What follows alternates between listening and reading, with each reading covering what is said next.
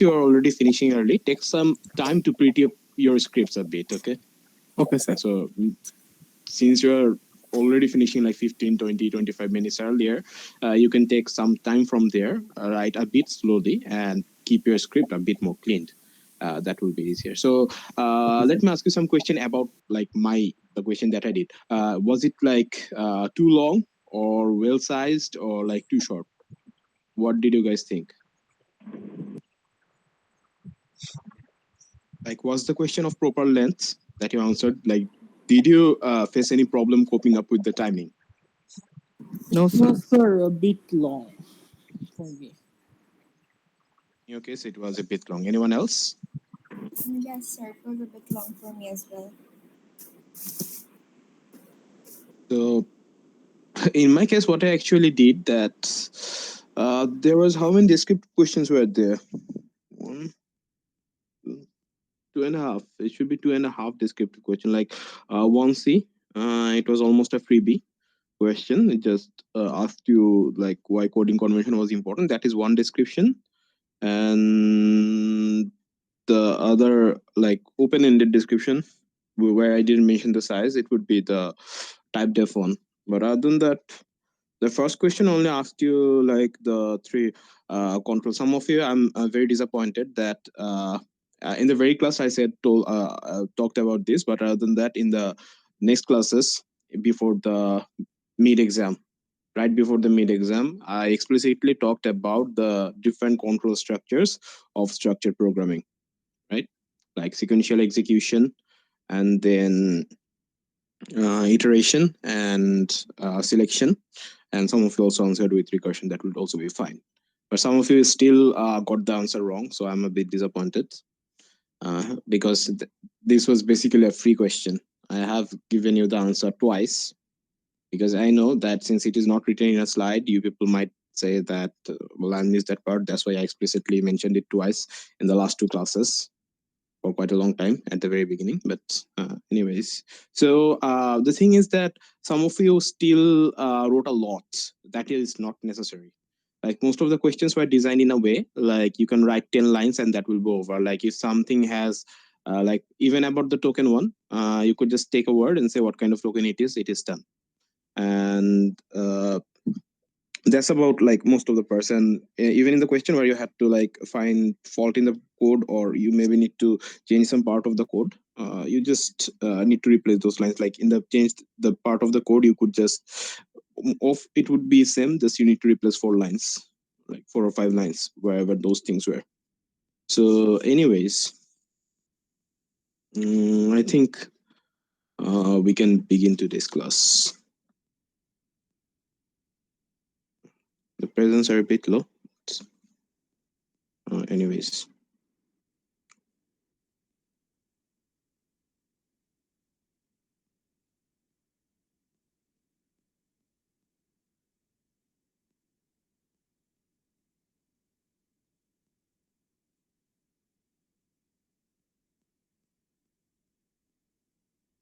Is the screen visible? No, sir. No, sir.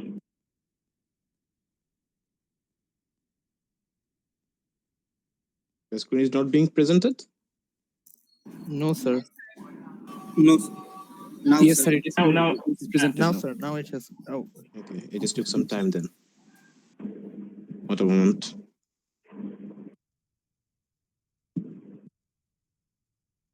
Let me know when you can see the screen. it is visible, sir. yes, sir. Okay, it is Visible, visible. sir. So let me initiate the recording. Also, like this is not the computer that I regularly work with that had some problem. So I need to change my setup. So things may look a bit different. And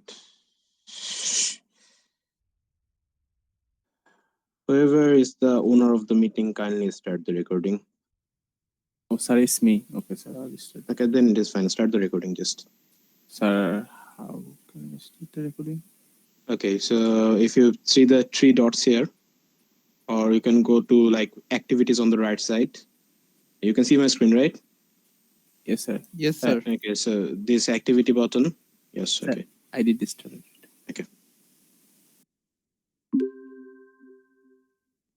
Okay, so the recording is going on, right? Yes, Yes, sir. sir. Yes. Okay, so let us begin. So in the last classes, we have seen the different control structures of a structured programming language. Those were again sequential execution of statements, selection like if else condition and those things, iterations like looping, like for loop, while loop, and other things. And there's also something called recursion. We will cover recursion in this function class, but not today, in the next day. Okay. Other than that, we have said that there are also two more components. One is called something called blocks. We might take a look at it later. And the next one was called subroutines or procedures or functions. So in C, we have functions. Today, we'll take a look at what functions are. But before going to functions in C, like we are familiar with the concept of functions in mathematics, right? If I write something like y is equal to x squared. So this is a function in mathematics, right? Y, which is the independent variable, which is the dependent variable, and x squared is the dependent variable. We can plug different values of x in this equation, and for that we can get the value of y. Like if I plug x is equal to 2, y will be 4, and x is equal to 6, y will be 36. So this is a function in mathematics. However, a function in a programming language is this thing and also much more than this one. A function in a programming language can do a lot. Okay, so in short, if you want to do the definition or see the definition of function, it is a series of statements that have been grouped together and given a name that performs a specific task. It might take some input like a mathematical function, y is equal to x squared, where we need to give the value of x, or it might not require any input at all. It might give you some value, like plugging in the value of x gives you the value of y, or it might not give you at all and perform some tasks in the background as well. So you can consider a function as a small independent program with its own declaration and its own statements. Okay? And one thing that in most cases functions are called like the unit of a program. And whenever someone is testing a program, like there are ways to test programs. Whenever you grow up, you will learn. Generally, it begins from the function level. They test out each functions one by one, whether they are working properly or not. So they are basically like your building blocks. So this is one of the most commonly used functions that you have used till now, the printf function to print something. And also one more function that we have seen is the main function itself. Right? So why do we use functions? First of all, it makes our code easier to understand. It makes things easier to modify. If you want to do something and wrap it in a function, like if we want to perform the square of a number or find out the power of a number, we wrap it in a function. Once we know that the function works, we never need to take a look at that piece of code anymore. It's like something called separation of concern. You'll be hearing this sentence a lot, separation of concern in programming languages from next time. So it makes your code easier to understand, easier to modify. It avoids duplication. Like for some of you, I have said that now you are like copying code and using it again and again. So this is fine for now. But if you ever find yourself copying your code, there can be two things. One, either you need to wrap it in a function and use it to avoid duplication of code, or you have done some mistake in most cases, in general cases. So avoid duplication. And finally, functions are extremely reusable. Till now, we're seeing that we're using only one file. So you have already in one sense noticed the reusability of function, because printf is a huge thing. If you go inside printf, you'll see that the like whatever written inside printf, it's a lot and it's a system defined function. However, in all of our programs, we're using the printf function, we're doing something, and we're using this printf again and again and again and again. Let's say printf was like 15 to 20 lines of code. Actually, it is far more than that. It's hundreds of lines of code. So it's like 15 or 20 lines of codes, and we are reusing it continuously again and again in different stages, or like writing those 100 codes for each of the times we need to print something. That would be ridiculous, right? So it avoids the duplications of those code. It makes it easier to understand. We just need to know what the function does, not how the function does. and it's easier to modify. Like if someone wants to make some version of printf, someone will go inside that printf function and edit it. Nobody edits printf, by the way. They just makes their own implementation. Okay, so before going into like formal like definition or things of a function, let's try to declare a function. Let's learn by example. Okay, so just want to make sure, am I both audible and my feed is visible, right? Yes, sir. Yes, Yes, sir. Yes, sir. So let's try to define a function, calculate the average of two numbers. A really trivial and something one. So we'll like double average, and we'll take two numbers, double A, double B, and return A plus B by 2.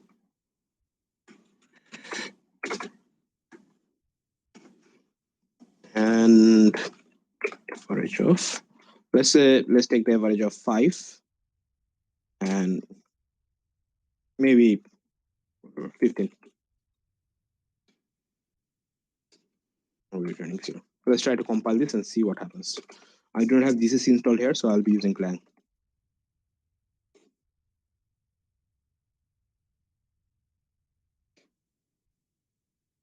You might get see some errors like warnings like printf is correct, so that's fine. So you see that the average of 5 and 15 is 10. So let's see how this thing is actually work. What we have declared here is a function. If you take a look at this looks pretty much like the main function, because the main itself is another function, and that's the entry point for our program. In case of our function, first we said it is double. That means is the return type of the function.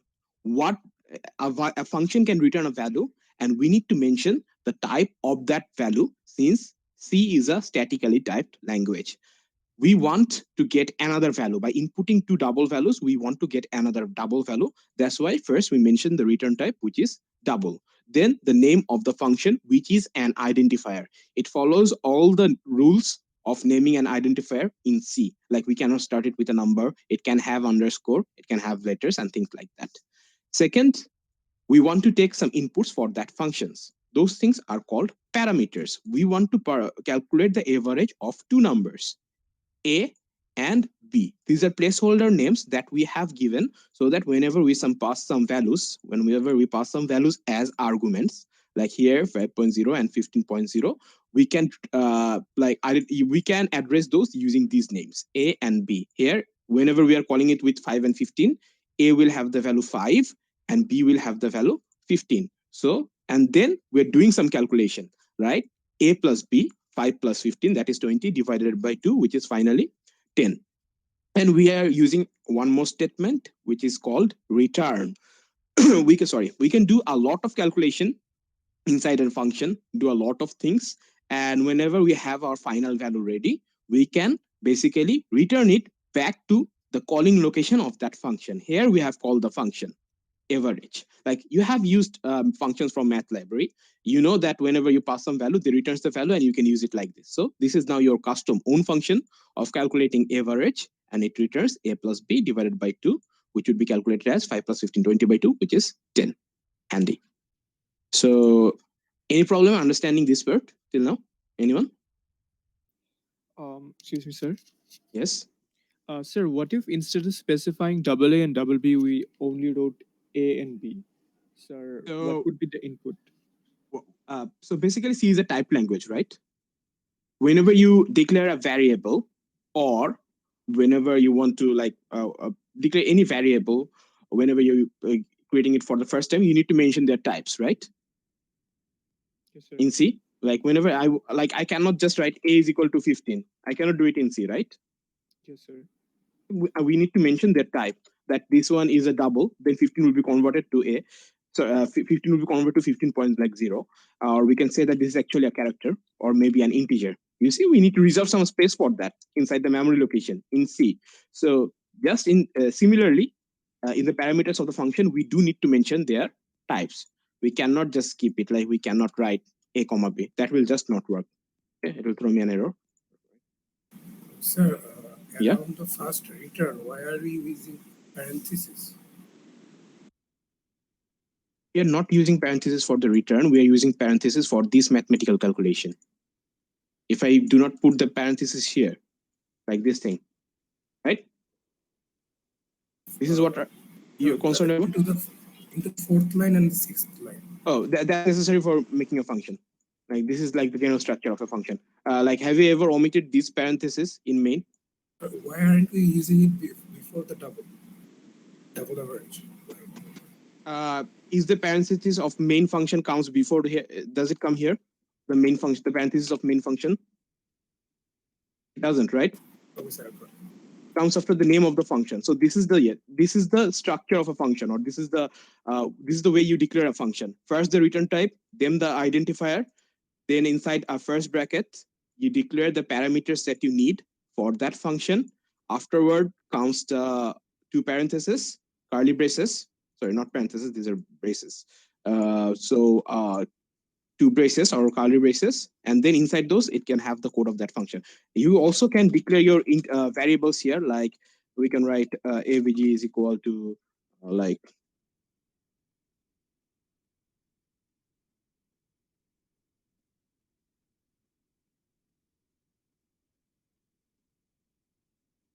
avg here.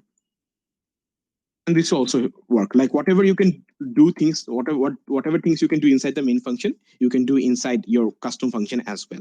But remember, those values will not be shared. Like if we have average here, if I declare another average here, like double average, these two are completely different. Both of them have their own namespaces. Whatever you declare are declared only internal to those, and you cannot have access to like one variable of one function from another function. Those are exclusive to that function as well. More on this later. Okay. So this is the structure of the function. Yes. The difference between the return we use in function and return 0. Both of them basically you're returning the value from a function. We'll talk about like the return of main in tomorrow's class. Okay. I have already discussed it once with your class, since you people were not following the convention of returning 0 or returning some other value. So I have already discussed it, the operating system or the calling shell. Like this, since I'm using PowerShell here, this shell gets the return value. As a return value. So this is exiting from that function, but it goes somewhere. And even this function returns the value to someone else, and the calling shell or the operating system gets that value. So that's why. And in this case, since inside the main function, this piece of code called the average function, this piece of code gets the value of the average function. Okay, the return value. Sir, So, I had a yes. question. Sure, go on. Sir, within the main function, can we declare the number that we want to take average at the first, like we used to do in our previous programs, like double double 5? Like x comma y, and then scan the value of x and y. Yes, sir, something like that. Can we do that here? Yes. Like I'll talk about the parameters of function. Like it can be 15, it can be 20, and you can pass x, y here. This will work just fine. Okay, sir. Even this can be like x plus y as well, or whatever. Even you can put even larger expressions here. Doesn't matter. It can be a constant value, a literal. It can be a variable that evaluates to some double value, or that can be converted to a double value, or it can be a huge expression that finally evaluates to a double value. Okay, or can be converted to a double value. Okay, sir. Okay. Sir, So can we declare the Sir, I function have a within question. the main function? okay, one by one. Okay. Sir, can we declare the function within the main function? So C doesn't support declaration of function inside function. Some other programming languages support that, but C does not. Sir, will it be okay if we, sir, will it be okay if we wrote the function below the main function? Okay, we'll talk about that, like about function declarations and definitions, and something about implicit declarations. We'll talk about that. We'll come to that. Okay. And yeah, what was the other question? Sir, so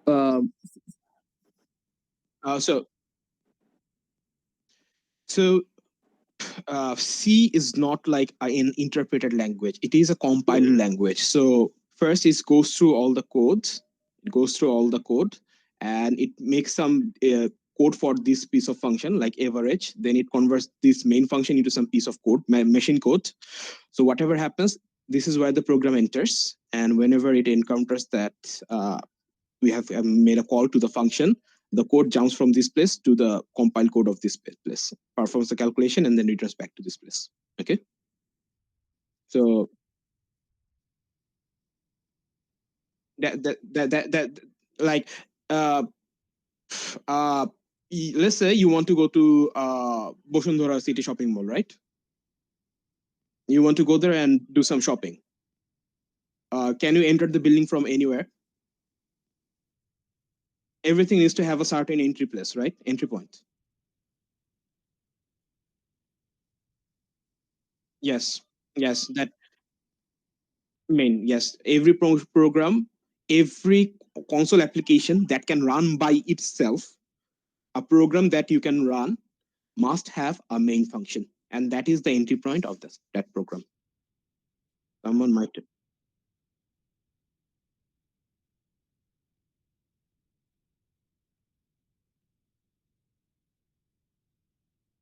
Which one? The main function?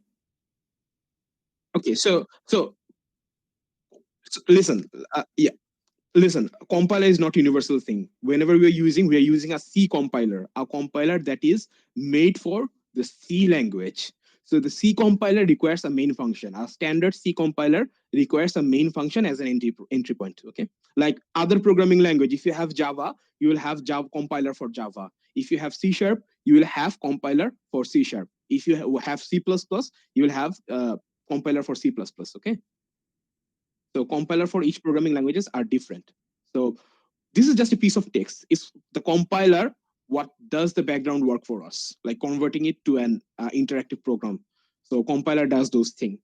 So it's up to the compiler. Like if you write a compiler of yourself, maybe you do not want main to be the entry point. You can want some other function to be the entry point. You can do that as well. It's not a problem. Actually, in case of some compiler, you might be able to configure, like I do not want main to be the entry point. So you will just tell the compiler what's the name of that function. The compiler will search it and make it the entry point.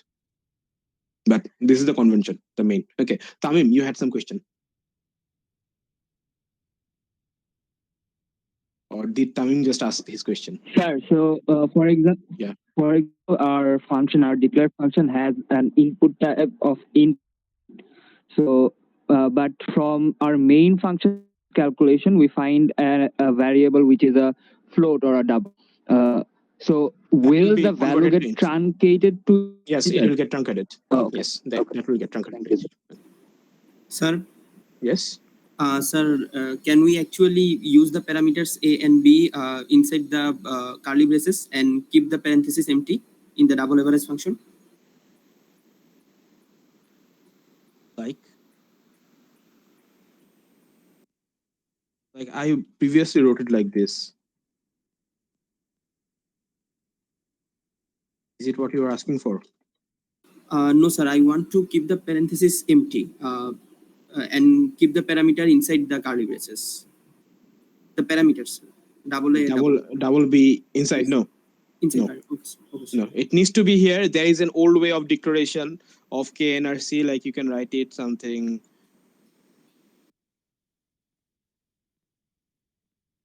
This is another way which you might sometime encounter, but forget about it. That's not the proper way. Like do it this way. This is modern C. Okay. Needs to be inside. Okay. So actually, it's not necessary for a function to return anything. You see, I have already told you it can do more things than a mathematical function. It doesn't need to return anything. Whenever a function does not return anything, we mention the type or return type as void. Void means nothing. This function returns nothing. Okay, so we can just write print countdown, and let's take an integer n, and we'll just do some printf statement here. Okay, t minus %d and counting \n, comma n. There is some handy function that does the printing job for us, and we can write a loop here, like for integer I is equal to 10, I is greater than 0, I minus minus, and then print countdown of I. Can anybody tell me what will be the output of this program? Anyone? So 10, 9, 8. Yeah, t minus 10 and counting, t minus 9 and counting. Yeah, t minus 10 and yeah. Like, yeah, there you go. T minus 10 and 9 and counting, 3 to 1 and counting. So we have seen that a piece of code or a function does not need to return anything. Whenever we have a case like that, we cannot catch it with a variable. Like we cannot write like integer is equal to something because it doesn't return a value. That function needs to be in a separate statement by itself. Previously, we used the average function inside another statement, but if it is a void function, a function that returns void data type, that means it returns nothing. In that case, we need to put it in a separate statement. Okay. Incidentally, our function might not even take any parameter at all. Like we can just keep the list empty. In that case, we declare it just void. The parameter list as void. That means this function neither takes anything as input, neither gives any output. Okay, but we can do something here as well.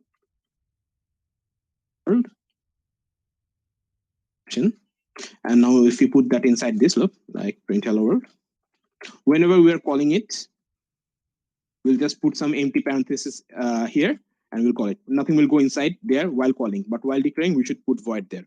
I'll tell you something in a minute. And what we'll do, like if you compile and run this code, it will just print hello 10 times. Okay. Hello world, hello world, hello world, like 10 times. As simple as that. So one thing, some of you who have coded before, a function that does not take any input, you have written it like this, right? And hello?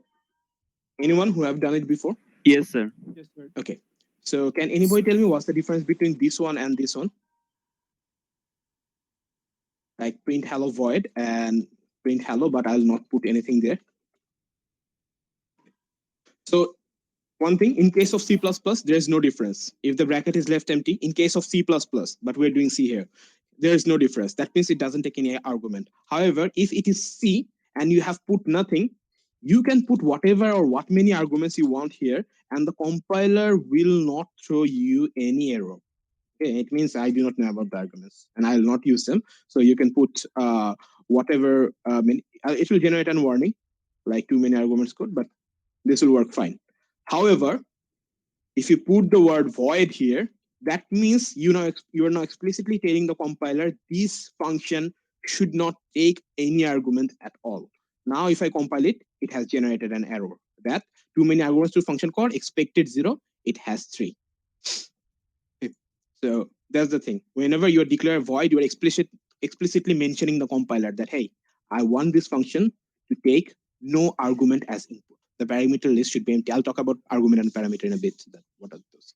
So declare void here. That's why whenever I write main function, it's like integer main. Then inside this main function, we have written void, and then there's a return statement, which gets returned to the operating system. Anyways, let's get to the formal lectures. Okay. So this is the first example that I have shown. Return type is double, parameters are AB enclosed in a curly brace, and this is what it is happening. It calculates the average and then returns the value to that exact point where we had used it. Like printf, we have used it there. That's the exact point where it returns the value. Okay, like double average is equal to, we can also catch it in another variable, like double average is equal to average 5.3 to 2.5. Just like you have used the function from the math library, it works the similar way.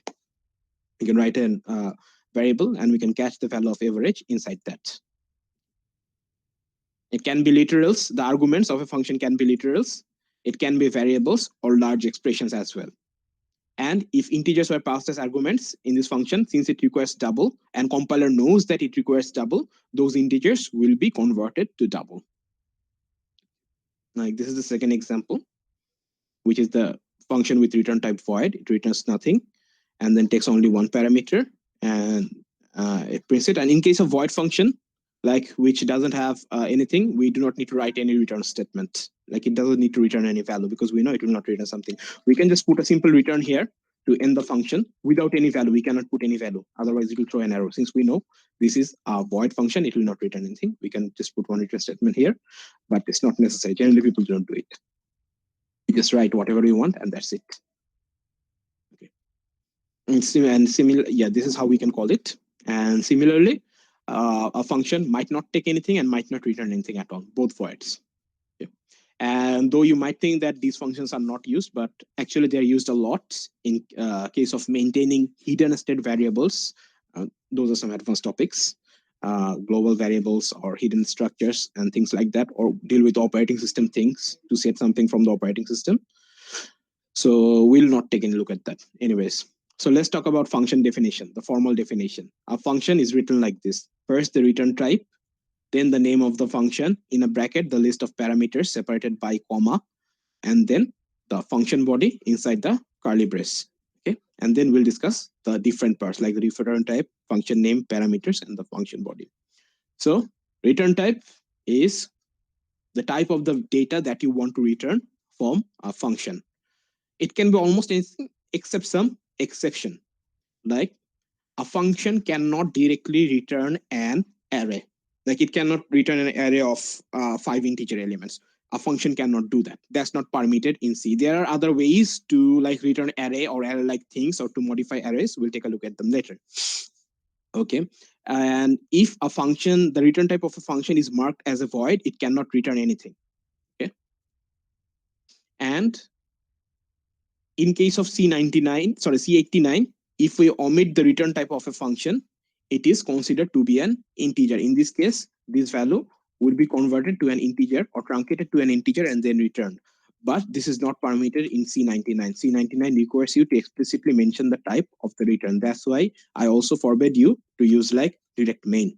Okay, you should write it as integer main. That would have been defaulted to integer main, but only in case of C89. And whenever you do not mention any standard, the compiler tries to understand what a standard your program fits and try to use it, but don't do those things.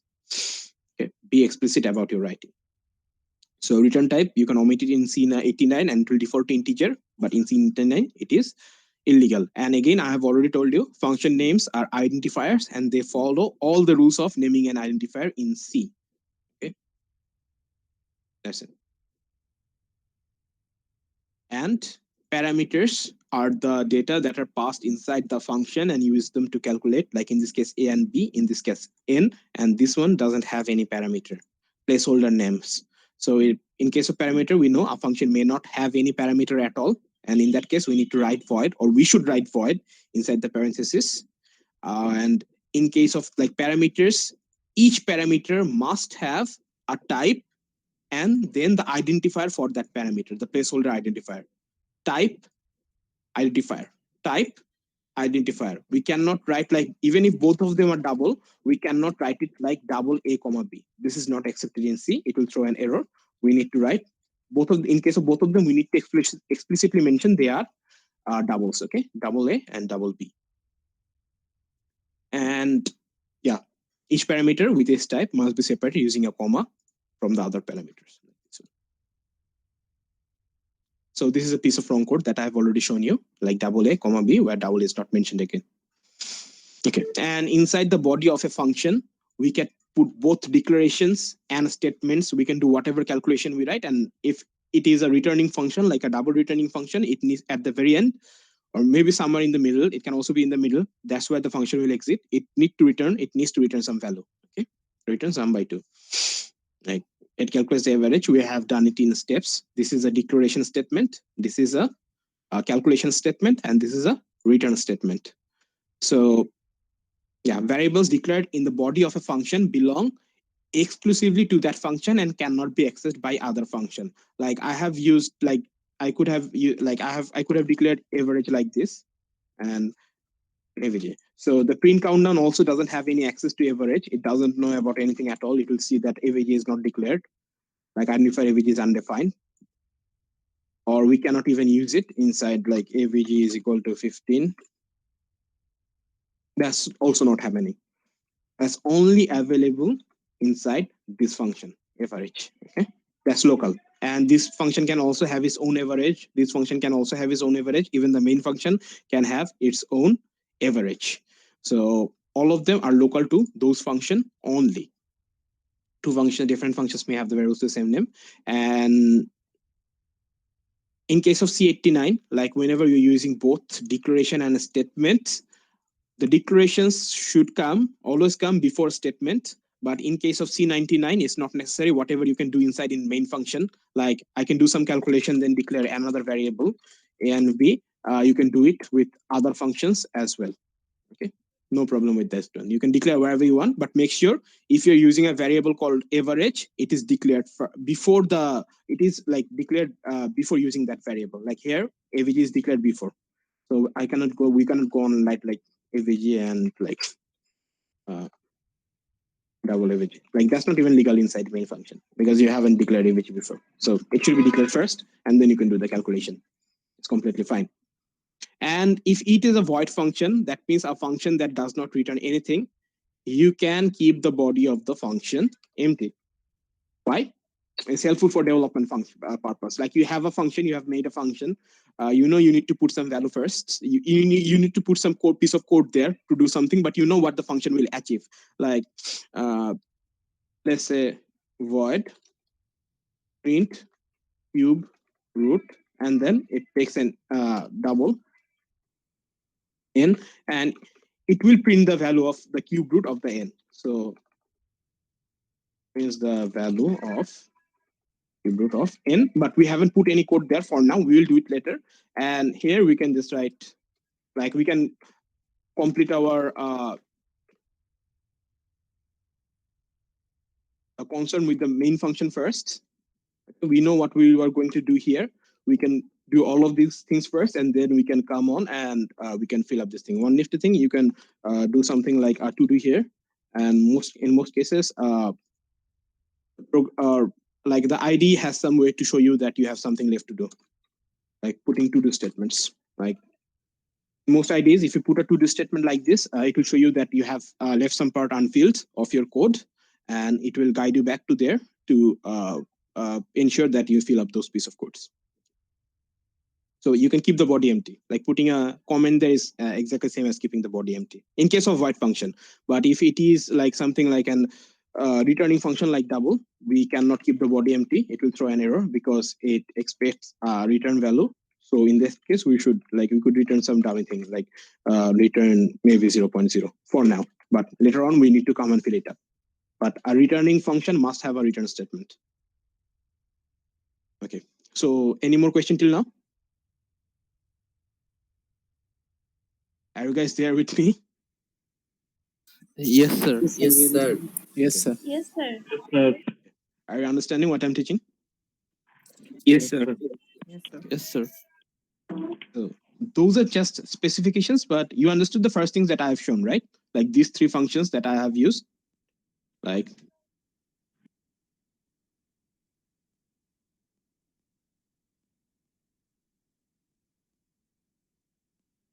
you have understood these three functions, right? Average, print countdown, and print hello, how they're working.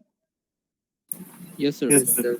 So those are the mains, and these are the different specifications or things that you can do with a function. Now, about calling a function. Whenever you're calling a function, what do you do? Like here, we have called the function like print. There are so many functions with the print countdown, and then here we have called a function. We write the name of that function, we put the parentheses, and if it has some parameters, then we pass in some value to fill up those parameters, right? So print countdown had only one parameter, that is the n, and that is the number that will be printed, and we have passed the value of I, which is changing in a loop inside this thing. Okay? Print countdown I. So that's how we call a function. So we cannot call it like print countdown like this one. We need to put the parenthesis to call a function, even if it doesn't have any input parameters, like in case of print hello, which is that we just prints hello world, which doesn't take any parameter as input, just print hello. We still need to put the bracket to call it as a function. Anything that is callable like a function needs to have the first bracket afterwards. Remember this much. If you write it like this, okay, the compiler will not catch any error. This piece of code will run just fine. Okay. Expression result unused.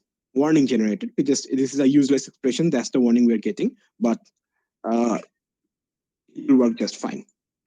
Why? But if you had used it like this, in this case, the function will be called. interval between each of the t minus something and counting. So this is a function call. This is something called a function pointer, which we might take a look at the second semester, which have some other use, a function pointer. But this is a valid thing in C, but this is not the call to that function. If you want to call that function, we must put the first bracket. Remember, whenever we want to make a call to a function, we must put a first bracket. And if it is some parameters, we need to pass them. If it has none, we can keep it empty. We must keep it empty if it is declared as void.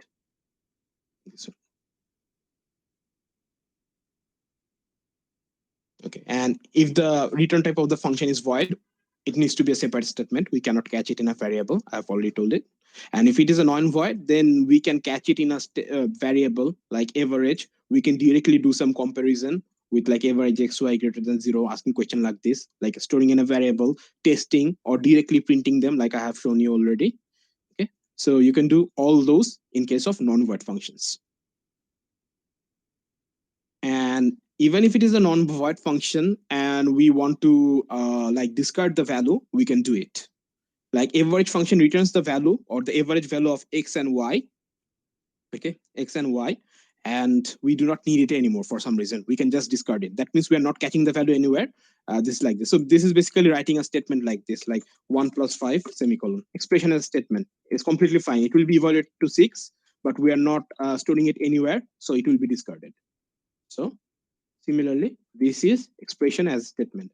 Though it seems to you like you have never done it before, but we always do it. Printf actually, both scanf and printf actually does something. I'll show you one of the most common interview questions in Bangladesh. I don't know why it is so common here, but here, there you go. Like,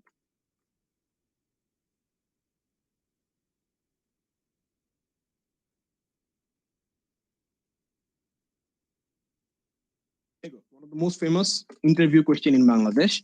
What is the output of this code? Can anybody guess what will be the output of this code? Sir, 10 or 11. So 11 maybe. 1, 2, 3, 4, 5, 6, 7, 8, 9, 10, 11, 12. Backslashing is a character. So if I compile it and run it, it first prints hello world because of the second function. Okay, so what is happening here? The printf function returns some value actually, and it is the number of character that the function has printed. Printf has printed hello world and backslash n here. These are 11 characters from here to here, and then backslash n 12. If I hover over it, it says 13 for some other reason. Okay, because there is a null character at the end, null remission of string. But anyways, it has printed 12 characters. This printf returns 12, and then this printf prints that value 12. So it will first print hello world, and then it will print 12. One of the most famous interview question in Bangladesh, though I do not like it. Doesn't make any sense, this question. So printf returns the number of characters that has printed, but most of the time we do not need it. So that's why we do not catch that value inside any variable. We could have done something like integer num is equal to printf hello. Okay? And that num would hold the value of how many characters, like 5 characters. Num would hold that value, but we do not do that in most cases because we're just concerned with printing the value, and that's why we just call it like this. We're discarding this value. That means whenever we're calling this function, it is actually getting evaluated to 5, and then we're discarding that 5. Expression as a statement. Okay, so even if a function returns some value, it's not necessary for us to catch that or use that. And if we want, like printf returns the value of, like this will return some value, and we want to discard it, we want to say we are discarding it, we are deliberately discarding it, we can cast it to like void, like this one.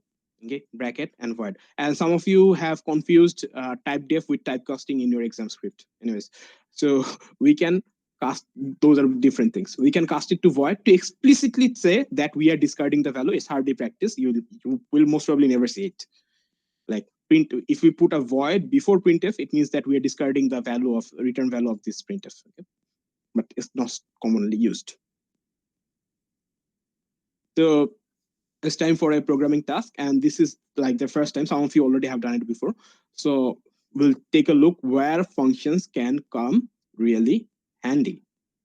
So we need to check whether number is prime or not, but this time, instead of writing everything inside the main function, we'll write them in a separate piece of code. So let's say it returns a Boolean value. We are considering it integer. Let's just use bool for now. Like I haven't used bool in a long time. Let's use bool for now. Okay.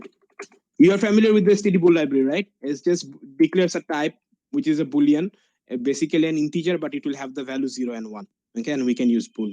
So let's write a function is prime. It will take an integer, let's say integer n, and check whether it is prime or not. And what we can do for integer I is equal to, okay, so if n is less than equal to 1, we know that 1 or 0 are not prime, right? And it will not check for like negative numbers. So it will return false, that n is not prime. You see, we can have a return statement even before the ending of the function, where if this statement is ever triggered, the function will exit right there. It will not execute anymore. It will exit right there and return the value false, and rest of the code will be ignored. For integer I is equal to 2, I into I is less than equal to n, I plus plus. Can anybody tell me what I am doing here? I into I is less than equal to n.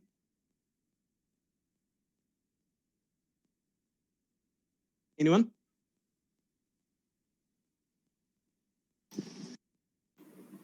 Sir, we are squaring the value of I and checking whether it is equal or less than n. So it is basically similar to checking whether I is less than the square root of n. If the square of I is less than n, if that is what I am asking, we can simplify this equation or this inequality, and we can say that whether I is less than the square root of n, right? Yes, sir.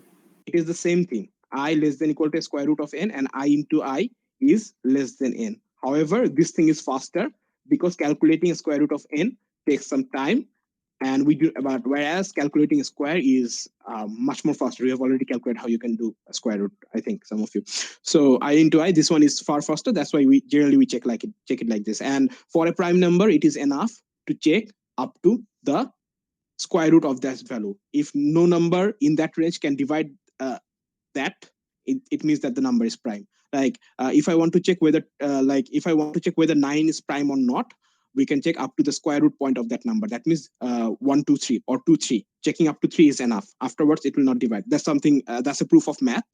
So what we can do that if n percentage I, like if n is divisible by I, we will return false. And otherwise, if nothing happens, everything is done, that means we couldn't find anything. It means that, okay, we can now return true. That means it is a prime. And now we can do some calculation here, like print if is 5 prime, and then we'll print the value of it, backslash n, comma, is prime 5, return 0. And if you compile and run it,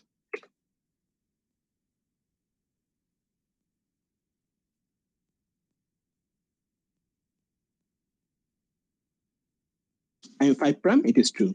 If I want to write like is 6 prime, we'll pass is prime 6, and answer is no. Now, you had a question which asked you to check for a number in range whether that is prime or not. That's for that's in a lab group. So like if I want to check whether a number between like 60, so how many prime numbers are between 60 to like 100, I plus plus, okay? And let's put integer prime count is equal to 0.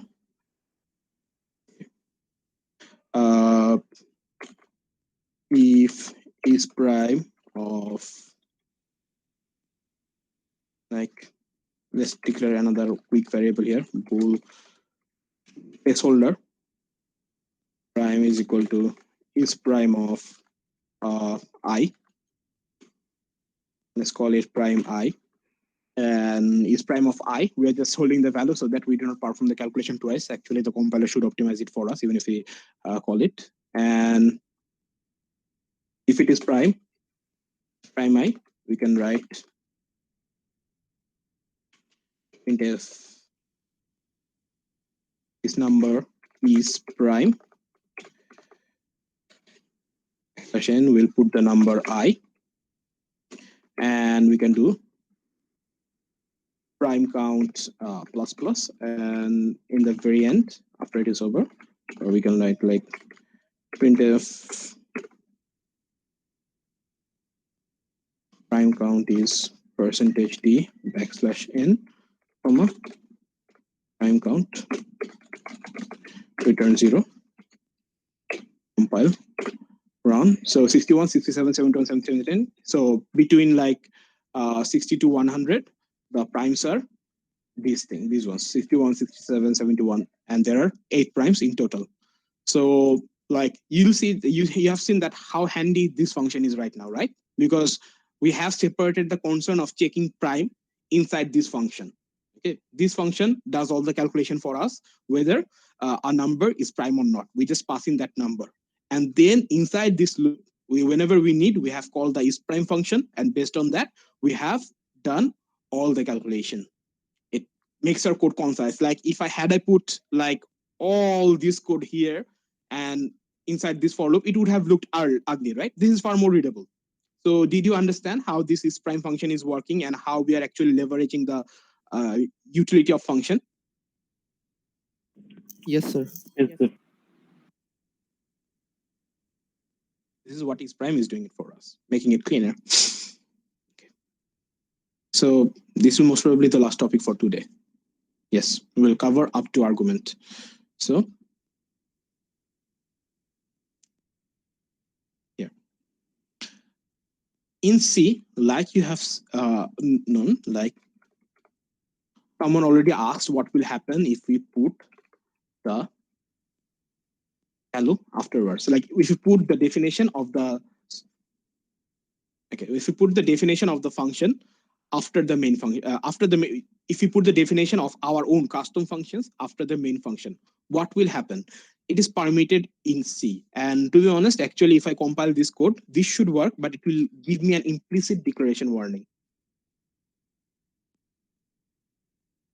Oh, right, I got it. What is happening here? Not only got implicit declaration, I also got an error. I'll talk about it. Okay, so in general, it should like first it will give an implicit declaration warning and then it will check for error. What happens? Let's see. In C, it's not necessary for a function definition to precede its call if a definition is not found before declaration. Like if in this case, what will happen in this case? Like isPrime is after the main function. So whenever the compiler enters to process this code, it sees that the main function is in the very beginning. So it needs to process it will process the main function first. It will process whatever is inside the main function first, and then it will go on and process isPrime function. However, inside the main function, isPrime is used. And whenever for the first time, the compiler sees that there is a function called isPrime and it cannot find the definition of isPrime anywhere, it makes some assumption about that isPrime function. What is happening? The compiler is trying to process the main function first, since it is written first, and there it sees the isPrime function, which the compiler has no idea about. So it makes some assumption. What are those assumptions? It is an implicit declaration of the function with return type integer. Compiler doesn't know. It by default assumes the function returns an integer. That's what the compiler assumes. Also, the compiler does not know how many arguments will be passed inside this function. Compiler has no idea. So you can pass however many you want. It doesn't matter. The compiler does not know because it hasn't seen that function yet. So the compiler will not do any kind of checking at all in that cases. Also, it has no idea about the type of the argument that you are passing. Like, what am I passing? Am I passing integer? Am I passing double? Should I be passing float? Or like, what do I even need to pass? The compiler has no idea. What will happen? It will do some default type promotion. The default type promotion is discussed in the document about like types, basic types in C, the document that I have provided. So in that document, it talks about default type promotion. So what happens, like if it is a short or character type like those, they will be promoted to integer. Integer will remain integer. If it is a float, by default, it will be promoted to a double, because these are some assumption made by the compiler. That is what is happening. However, what is happening, whenever it is now done, the compiler is now done with the main function, and it is now seeing that, okay, now the declaration of is prime here. Wait a minute. It takes only one parameter, and that is integer. But you have passed more than one parameter. Then the compiler knows that it is an error and throws the error. But like in this case, is prime, I have given one integer, and like bool is prime integer n. Why did it catch an error? Like in my case, the parameter was fine. However, the return type is actually a special type in, though it is an integer, it is a special type in C99 underscore bool. This one, the underscore capital bool, like this one. So that's why this bool doesn't match with the default assumption that the return type is integer. Here, the return type is actually bool. And first, the compiler assumed that the return type will be integer. That's why it threw an error to me. That, like, well, you hadn't declared it before. I made some assumption about that function. My assumptions were not true. That's why I threw an error. However, if the assumption is correct, it will not throw you an error. Instead, it will throw you, it will not throw you an error. Instead, it will throw you an warning. Like, let's try to do something. Define bool as integer. Define true as 1. Define false as 0.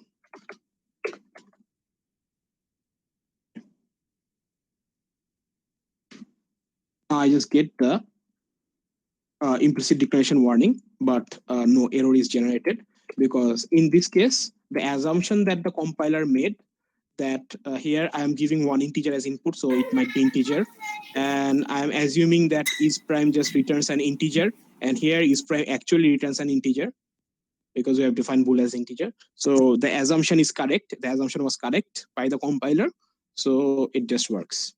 Yeah. Someone wanted to ask something? So the question is, we know what the problem will be if we do not define the function before the main function, if we do not define our custom function before the main function. However, in reality, it is never possible for us to define all the functions that we use before the main function, because codes are not always written in a single file. There might be multiple files with your code in it. Yes, Suraya Nora? What do you want to ask?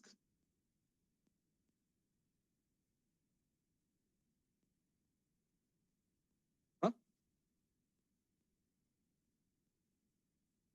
No, sir. I have no question.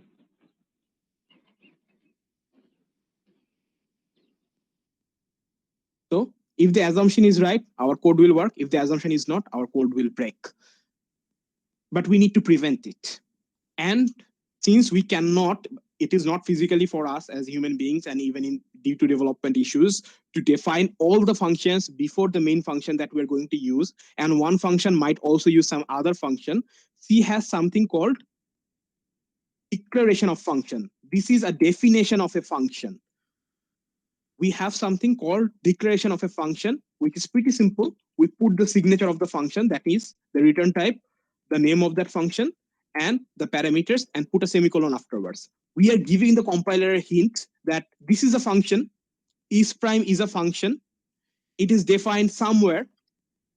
Is prime is a function, it is defined somewhere, I don't know where, but this function looks like this. It will return a bool, the name of the function is prime, and it will take a variable, an integer variable as parameter or as an input. We are just telling to the compiler what will be the input or how that function will look, just a glimpse of that. And we are not telling how this function does, or what does this function implement, what does it do. We are not telling the compiler about anything. We are just telling that a function like this exists, is prime, it returns a bool, and it also takes an integer as input. Now the compiler will be happy. We can have the definition after the main function. It is fine. We can compile the code, we can run it, and it will work just fine. And this is actually the most practiced method. Like, we do the definition of the function after the main function, and before that we just leave a declaration or a forward declaration, and this is actually called a prototype of a function. The modern way, the modern declarations that we are using, there are other ways to declare, but this is the modern way to declare things, and it is called a prototype. So what is a prototype? Basically, it's a hint for the compiler what a function will look like if we do not define it before the main function. We just show the return type, the name of that function, and the parameters that it takes as input. And we do need to provide the definition of that function somewhere. Okay, the compiler will check it wherever it exists. Whenever it is there, the compiler will link it with that function. So you don't need to worry about this. We just need to give a hint to the compiler how the function will look like, and everything will work fine. So this is called a prototype of that function. Since the compiler only needs to know the return type of the function and type of each of the variable, we can actually drop the name of the parameter here. Okay, in case of prototype, not the definition. Like, we can just write bool is prime and this just int. It's just giving the hint to the compiler that is prime, a function named is prime exists. Its return type is bool, and it takes only one value as input. We do not need to know the name of that parameter. Whenever we declare the function, it will deal with that. But it is of integer type. That's the hint we're giving. But it is a good practice to put the name of the parameter here. And this one and this one can actually have different name. Like, I can write in num here, and it can have like int n here, and this should work fine. It works fine. Okay. Some like weird things with C, but it will work. It just needs to check the type here. But these things are there generally for the documentation. Okay, so this might have been a bit tricky, but did you people understand what is prototype? Yes, sir. Sir, I had a question. Yeah, sure. Go on, ask. Sir, can we declare the functional body of bool is prime before the int main? Will that be helpful? This whole thing? Yes, sir. This whole thing before the int main. Will that be helpful, or still we had done it before, right? So if the definition comes before main, you do not need to put the prototype or forward declaration anymore. It will work, right? Though there cannot be two declarations. So this is the first thing that we had done. We put the declaration first. Sorry, we put the definition first. This is the definition, and that thing was declaration. We put the definition first, and then if it goes inside the main function, it will work fine. However, this will not always be the case. Do you want to see the real case, what can happen? Let's say we have another file. Okay, I'll show you how to use multiple files. Let's say this one is called utility.c, and we have made some utility function here. So what we can do, we can actually take this code for is prime, and we can put it inside the utility function. We're using multiple files. Actually, this is how the conversion is spec. So this one actually needs hashtag include std bool.h. So this C program here contains the definition for is prime function. Okay. And inside the main, we have put the prototype for is prime function. Okay, bool is prime integer num. This is the prototype. This is the definition. The prototype is here. The definition is here. What we can do, we can compile both of them together. In this case, the compilation command will look like utility.c. If you compile both of them together, we are compiling it, and it works. There are multiple files now. Is prime is there. Okay. How will you know what will be the prototype? You have seen these files, stdio.h, stdbool.h. We can create a header file. This you do not need to remember. You'll be using it later on, but I'm just showing you since you asked. We can write a header file like this, utility.h, and we can put all the prototype that is necessary for this thing inside here, and we can write utility.h. And if you want to be even more better with this one, we can do some documentation. Okay, we can say that returns whether an integer is prime or not. Params int return bool.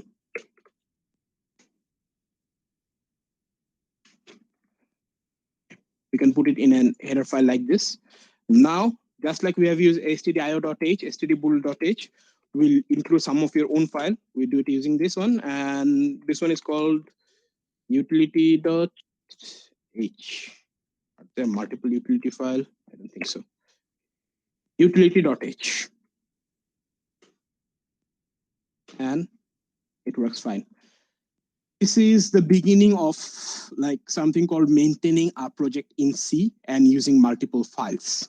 You do not need to remember again, but what I have shown you, this is a real case scenario because the function x prime is now defined in a completely separate file, completely separate from code.c. We do not know whether this file will be compiled before the main file or not, like whether before the code.c or not. That's why using utility.h, we are including this prototype, this prototype here. Okay, include basically copies whatever is there inside this function to this code. We need to put something called standard guard here to prevent it from copying multiple times, but I'll not discuss it. Yeah, it will just make the piece of code look ugly for you right now. So it puts it here, and I have put some comment before the function. If you generally put a comment before the function, whenever you use it inside here, it will give you a hint. Like returns whether an integer is prime or not.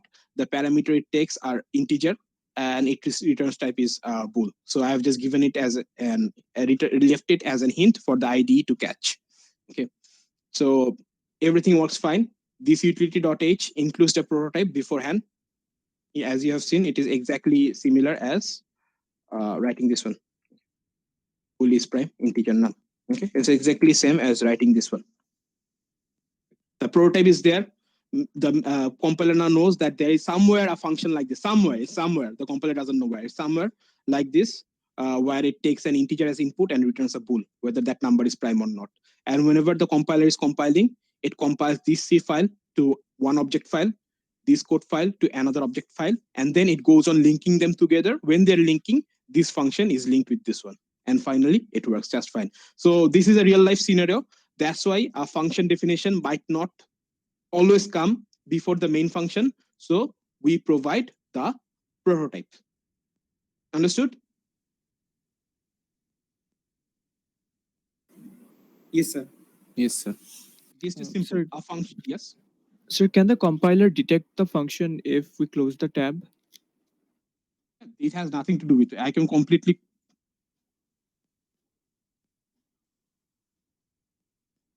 This needs the file. Yes, sir. Compiler has nothing to do with VS Code. VS Code is the editor. Both are two different things.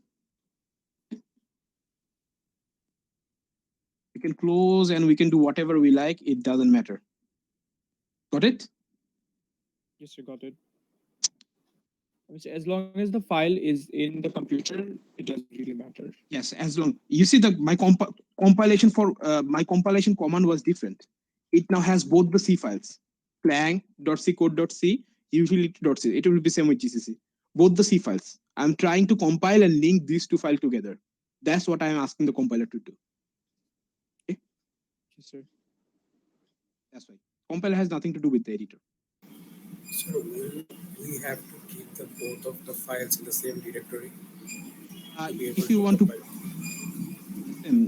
like if I make a directory like util, and I put both utility.c.h to util and utility.h to util, I have moved both of them. What I can do, hashtag include, you'll see some difference to the suggestion here.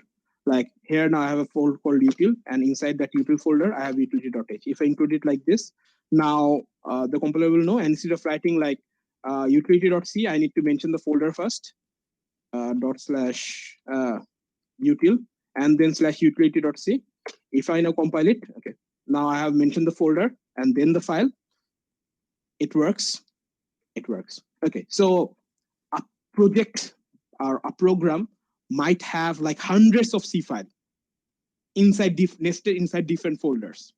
How do we handle this? In those cases, we use even more powerful IDEs like Visual Studio, not just VS Code. In case of Windows, Visual Studio, or you have like in case of Linux or Mac, you might have like Mac has already Xcode. Some of you use it. In Linux, we can use Eclipse. We can use NetBeans. If you're running on KDE environment, you can like use KDE Dev or whatever name of that IDE is. So there are different full-fledged IDEs which also has project management capabilities. Or in case of Linux, there's something called Make, a system Make, or CMake, which can generate like codes for different IDE. Like these are called meta building tools. A tool that generate projects file for another IDE wherever you go there. And these things actually manage and track all those things. You do not need to learn this right now. If you ever decide to become a full-fledged C or C++ programmer, you want to develop huge applications with C or C++, in those cases, you need to learn your project management in C or C++. That's not a topic for this course, okay? But remember, these things exist. These are some out-of-syllabus topic, just for discussion, nothing more than that. But my main goal here was to tell you about function prototype. That means if you cannot put the definition of the function before the main, or before any other function where it will be used, remember to put a prototype beforehand, okay? That's the thing. It's basically the return type, the name, and then the parameters. That's all, after followed by a semicolon. Yeah. And C99 requires you to use a forward declaration. It doesn't like implicit declaration. Some compiler will still allow it, but C99 requires you to put a declaration beforehand if you cannot define it before the main function. Okay, so it provides a glimpse of the function, what it will look like. It's called function prototype. And this is what the prototype looks like. The return type, the function name, a list of parameter, then a semicolon. Okay. So double, average, double, double. Okay, I've forgotten to put the semicolon here. A semicolon will be here. Okay. So the name of the parameters are not mandatory, but it is a good idea to declare them because it helps to document the code. Okay. So this is like an example of prototype. We have put the average function after the main function, but we have declared a prototype here. Double, average, double A, double B. And this is called a declaration. This is called a definition. Okay, what's the difference? Okay. Whenever I'm in prime inside a good IDE, what I can do, I can go to actually jump to the declaration. It will take me to the H file, header file, or I can jump to the definition and it will take me where it is defined. Okay. This is just quick navigation things. So one thing is called declaration. Just the glimpse of it is called declaration, and definition contains the whole thing. Okay, it will you might require some time getting used to like this declaration definition thing, but other than that, you will be taught a bit about like multiple file and project management whenever you're doing like object-oriented programming using C++ in second year first semester into 1, I guess. Okay, but I don't think you will be manually managing projects there, anyways. Okay. So arguments are the topic for next class, arguments, and then passing arrays as argument. And then we have something called recursion. The final topic of structured programming that we will formally cover. And afterwards, we'll take a look at something called structures and unions. And finally, we have the most fearsome topic of C that most people like are afraid of, which is called a pointer. Anyways. So that's all for today's class. Do you have any question? Sir, if we declare the same with same identifier of 2 different functions, will it throw any error? Like you cannot declare 2 variables with same name inside the same function, right? But same function with 2 different functions with same name. Yes, they are in the global space, right? They are in the global space. So again, you are declaring 2 things with the same name in the same space. Whatever you declare outside, that's called the global scope. So you're declaring something in the global space with the same name. Like if you declare 2 functions with the same name, and now like you're calling is prime, there are 2 functions. How will the compiler know which is prime you're calling, right? But if we use different parameter, like from in one function we use 1 parameter and another function we use 2 parameter, then it will. Okay, no, in C it will not work. Why? The concept that you are asking working actually. No, it is working in C++. It will not work in C. You're using a C++ compiler. It's working in C++ because the concept that you are saying is called polymorphism. A concept of this is outside this class's topic, by the way.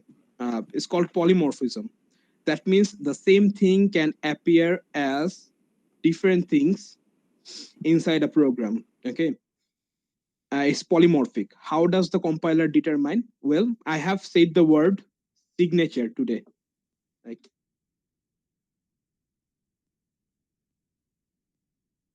I've said the word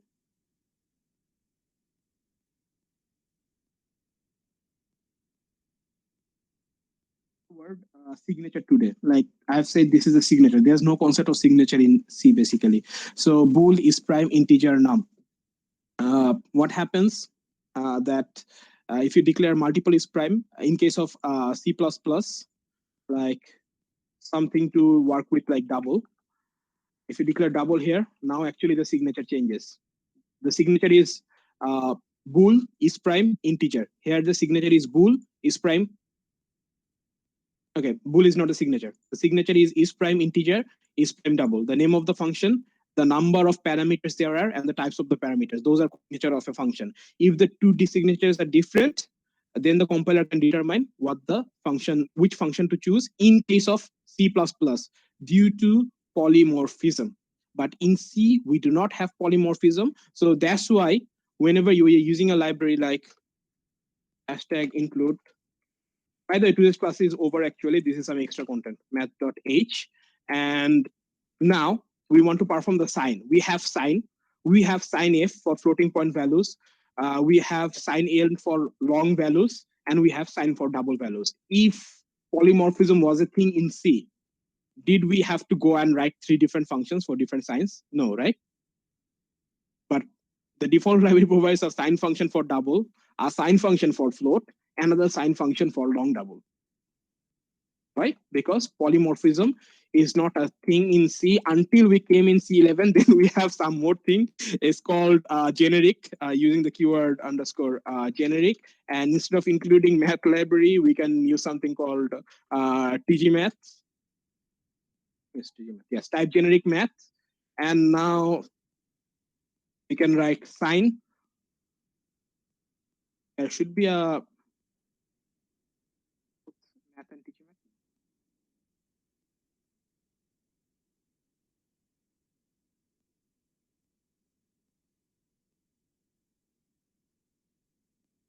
tgmath should work. I don't know whether tgmath is there in this PC or not. And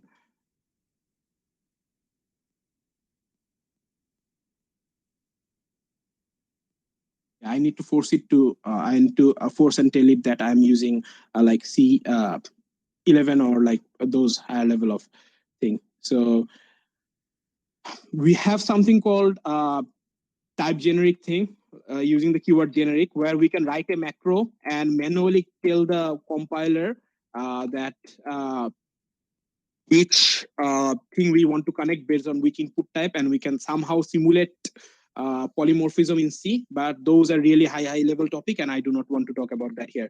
It's possible to mimic polymorphism, but not actually do it. And the polymorphism that you are talking about that is working is a function, or is a like utility from C++, not C. In most cases, whenever you're compiling a C code, it is actually not a C compiler, it is a C++ compiler, which is compiling a C code. C++ compilers can also compile C code, but in those cases, something will happen. And this is really weird because it goes and does a lot of non-standard things, like putting VLS in C++. Those shouldn't be done. So that's why in most cases, you cannot differentiate between whether you are actually doing C++ or C. Like C code is completely supported inside C++. So those creates misconception. So remember that there's no polymorphism in C, but in C++ there's polymorphism. Okay? And what is polymorphism? Like inheritance, polymorphism, encapsulation, these jargons will be covered in second semester. Okay, sorry, in second year in like object-oriented programming. That's not up to me to deal. Okay. Any more question?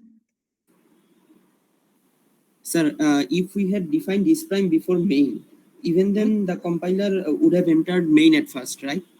Yeah, the entry point is always main. However, when the compiler is actually processing the code, compiling the code to generate output, that's where like the compiler needs to have some hint whether like it will read the file sequentially, right? There is no way for the compiler to read the file from last, then middle. The compiler reads the file sequentially first. So that's why it just needs a hint about what is prime is. And that's why we are providing the hint using this prototype. Using this prototype. Okay, this is the prototype, okay? Any more question?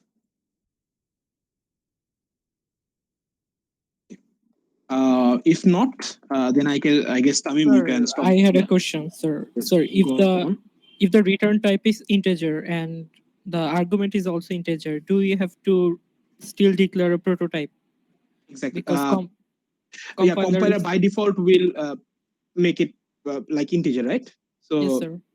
Like return type is integer. But what if you mistakenly pass a double? What if you mistakenly pass a double? Okay.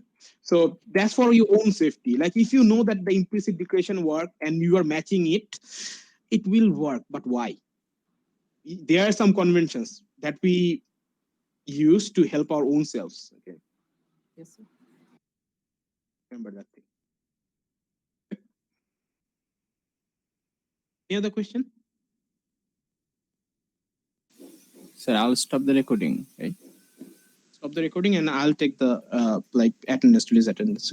Okay. Stop the recording.